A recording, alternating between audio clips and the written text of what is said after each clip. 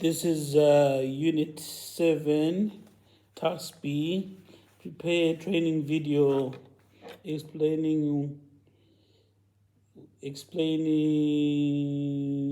the role of a personal tutor for a new member of staff to self-study.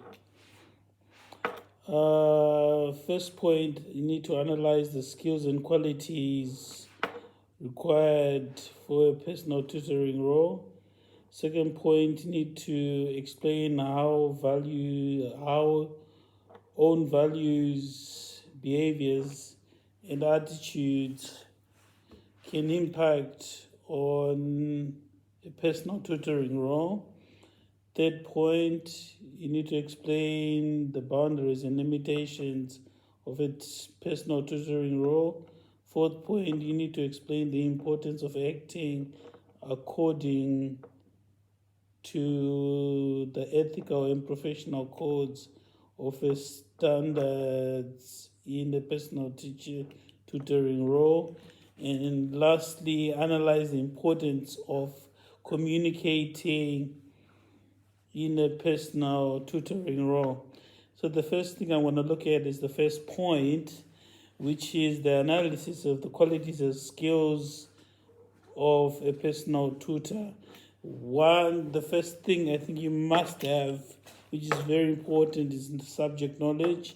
You need to have subject knowledge so that when you're in front of the children, you can have the confidence to talk about the subject you're relating to.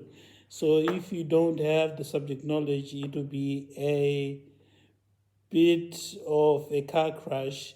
Reason being, you may be asked questions that you won't be able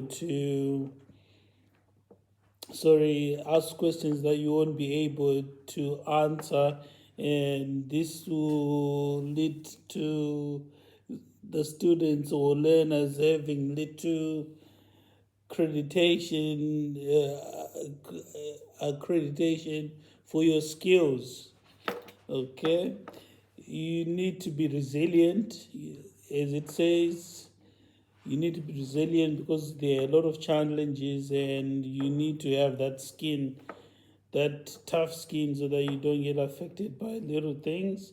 We need to be accountable. I'm talking about the skills. You need to be accountable because you have to be accountable for your results at the end of the year, and for the learners, for having the structure of your your lesson plans and stuff like that.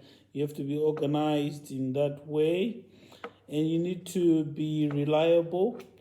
You need to be reliable because you have to be in on time, you have to go to meetings on time, you have to attend your CPDs and stuff like that, and you need to be a good listener. That's one of the big ones as well, because it's a two-way process when you're discussing things with students, and they always want to hear your side of the coin.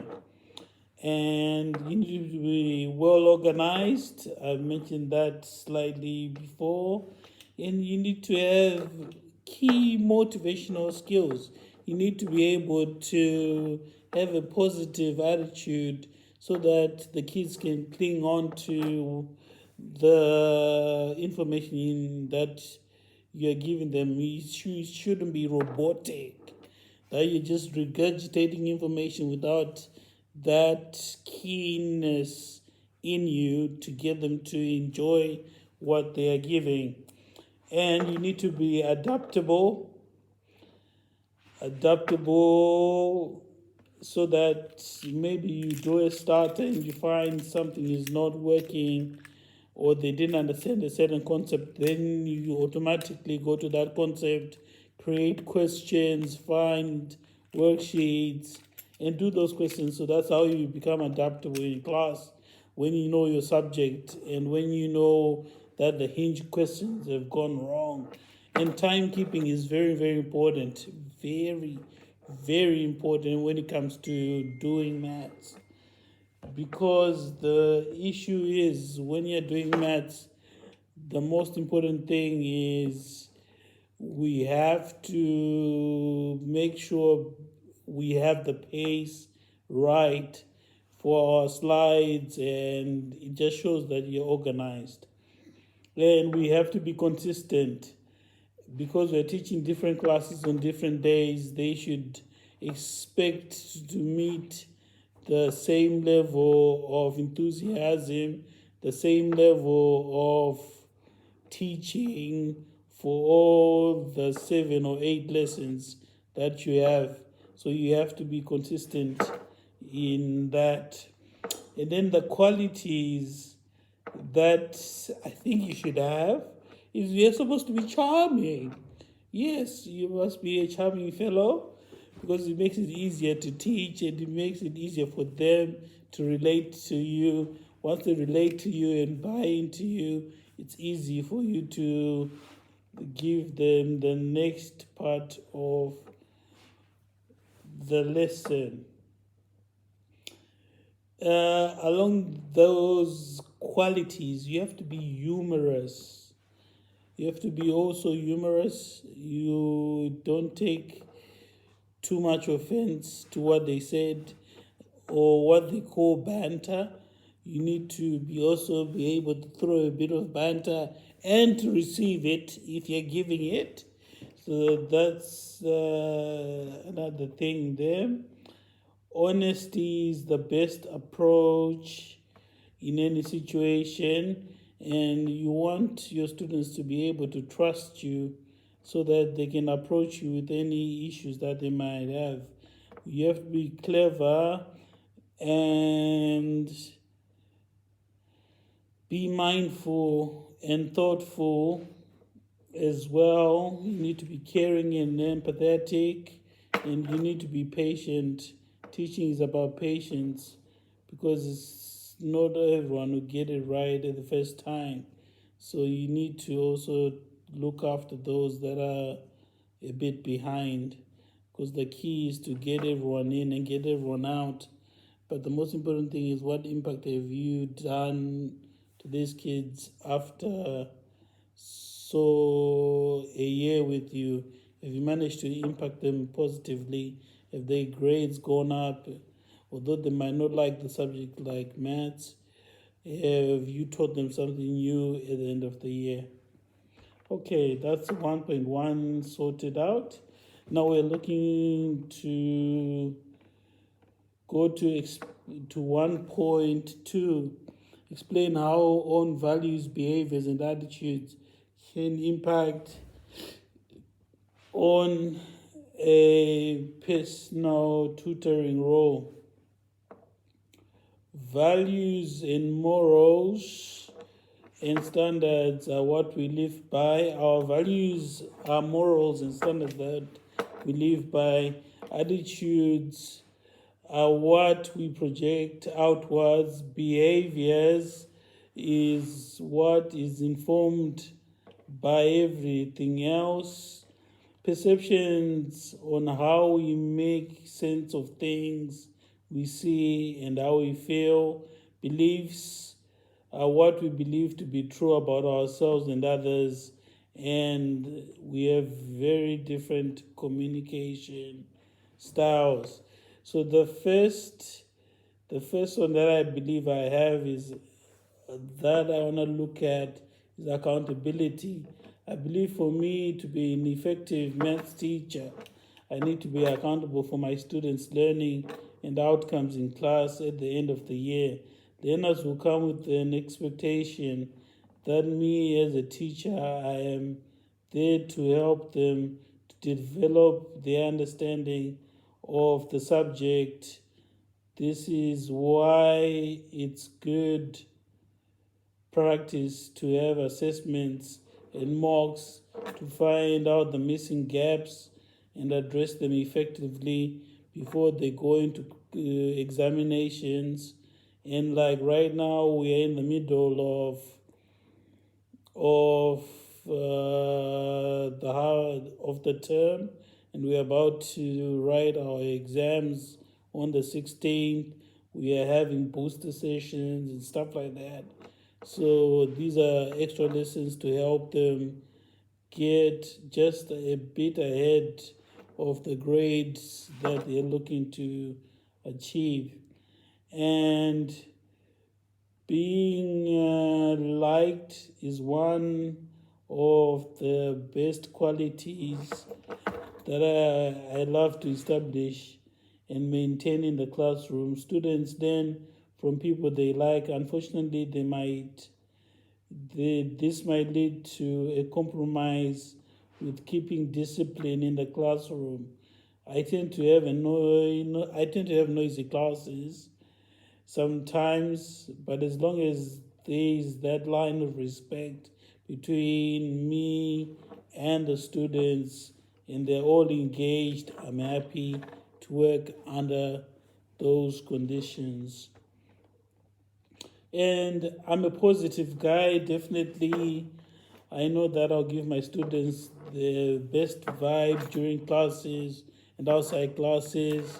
And I've been told that I make a lot of people cheer up, and I would like to continue to do that. And I've got a great sense of humor, which is something that I think I find funny. That's what I've been told, and it lightens the mood in the class. And you're supposed to have great listening skills because it's very important to have a two-way when you're discussing and remembering learners' names. You're remembering things like their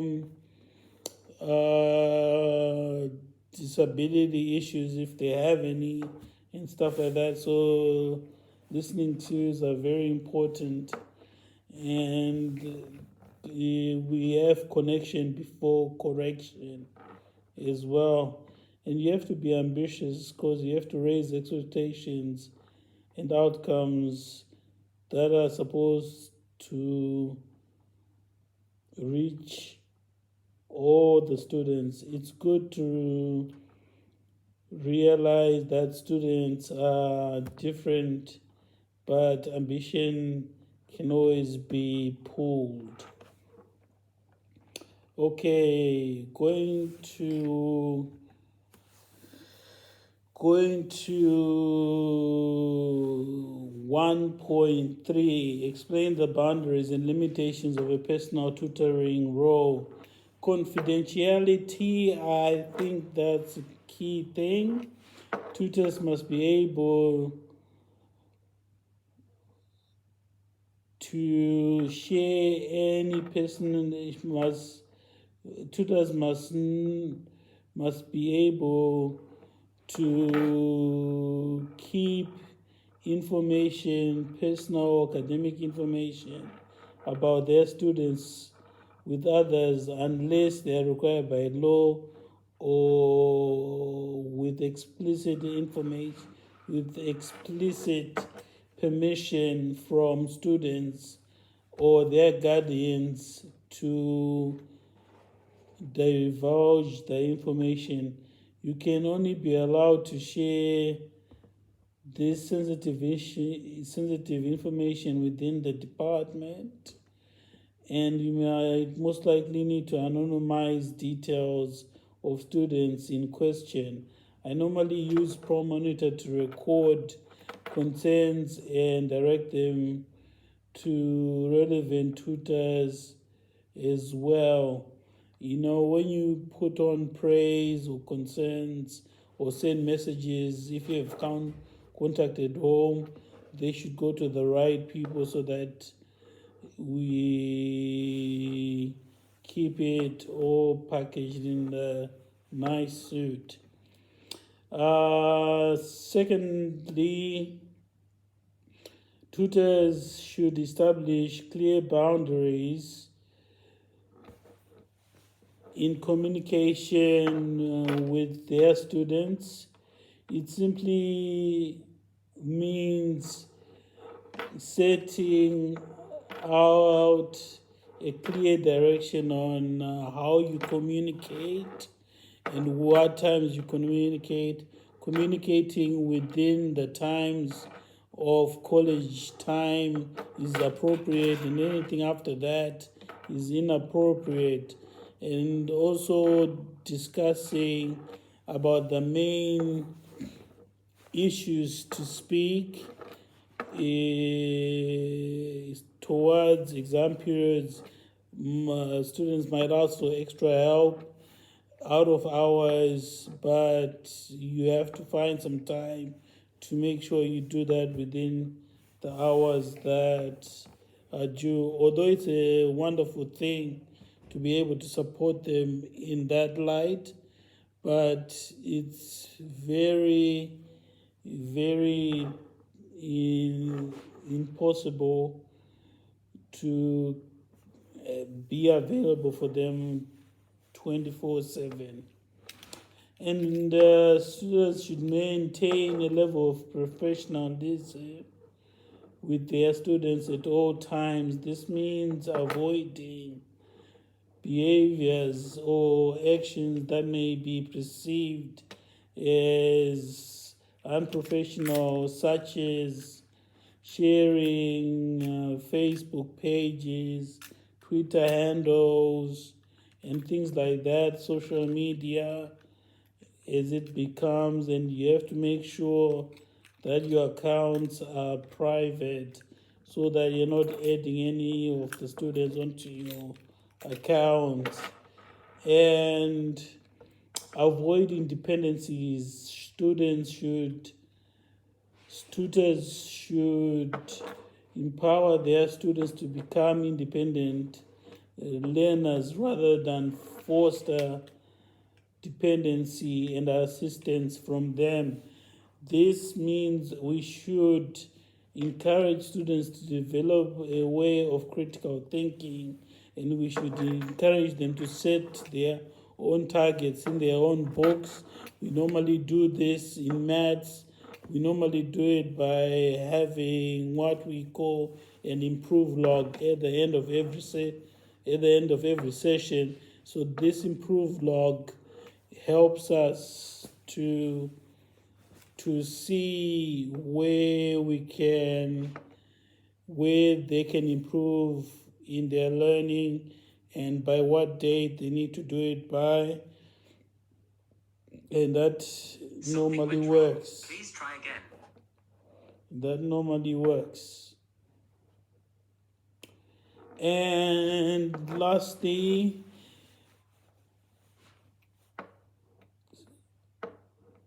I, as a maths teacher, should stay within my vicinity of help. Even if I'm a bit knowledgeable about English, I shouldn't be giving out English advice to students. They have to go to their main program of study and not try and involve me in their discussions, because this might bring about friction between departments, and you're not the most qualified to do the job that you're set to do. So you must always remain within your own set practice. Okay. 1.14, explain the importance of acting according to the ethical and professional codes and standards in a personal tutoring role. Setting a positive example. Tutors, we need to serve as role models to students, and our actions have to impact students' attitudes and behaviors. By us being a projection of what they're supposed to be, it's pretty good, and it's normally okay to let students want to be a bit like you. That's perfectly fine, but we have to be the role models for integrity, responsibility, and respect in college. Secondly, We need to promote learning and growth. Following professional standards helps us to create a supportive learning environment where students feel valued and encouraged to succeed. Students who act ethically and professionally provide constructive feedback and empower students to take ownership of their own learning and promote academic growth. Ensure that you are fair in your dealings with students. One thing you must always do, or one thing that I always try and do, is to make sure I'm consistent with giving out praise and issuing out disciplinaries so that they all feel like they're on the same block. You might have a class of, say, 20 students, and there's a group that is constantly making noise and another group that's constantly making noise. So you have to apply the same sort of standard as you would to both of them, but don't be seen as if you are favoring a certain student or a certain person over the other. Okay, you must maintain trust. So you must maintain trust because it's easy for students who are looking at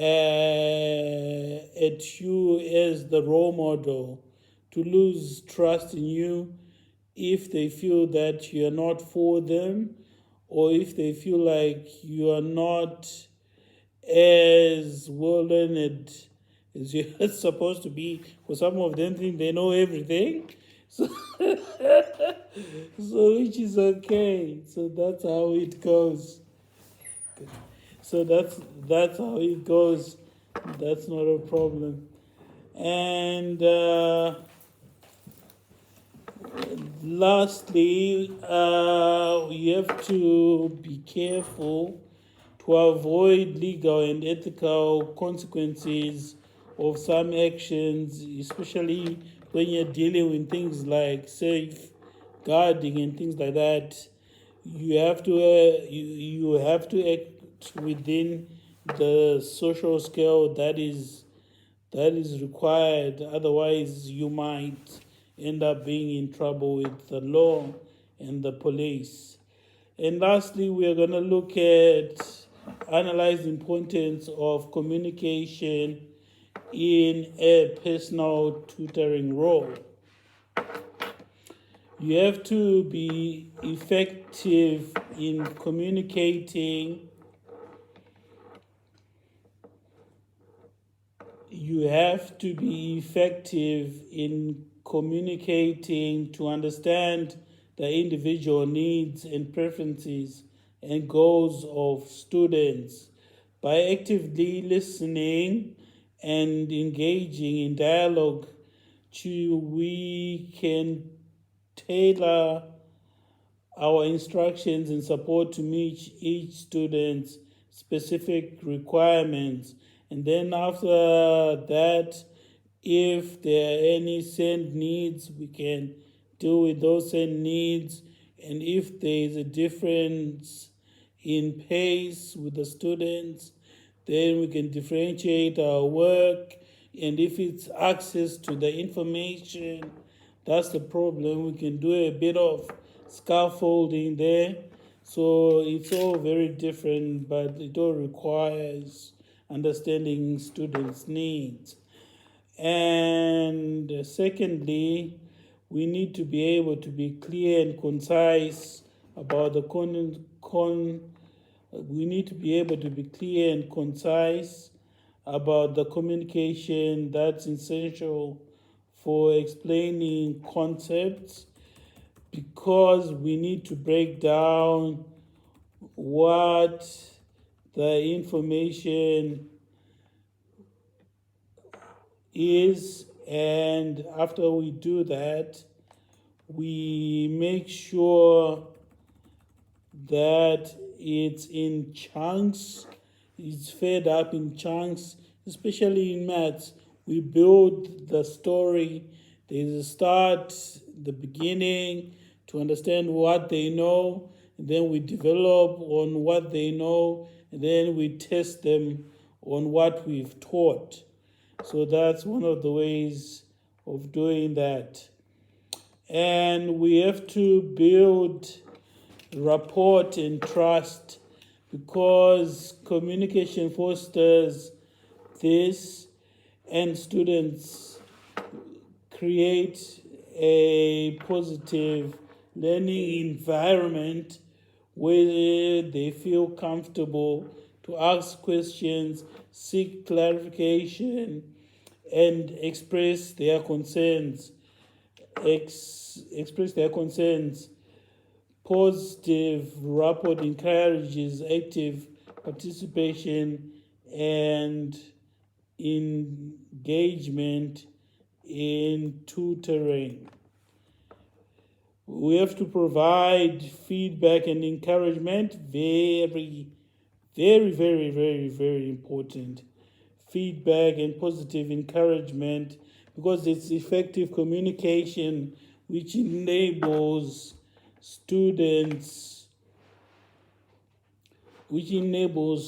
to highlight their strengths and their areas of improvement, and offering encouragement for support. Feedback should be specific, actionable, and delivered in a manner that motivates students to thrive for excellence. Okay. And we can speak all day about all these things, but the most important thing to do is to promote self-independence. And facilitate for collaboration within the lessons with other students, and working together in problem-solving situations. All these are key skills that people get when they are communicating, and it's important to address challenges and resolving conflicts when they arise, when you're making these discussions and things like that.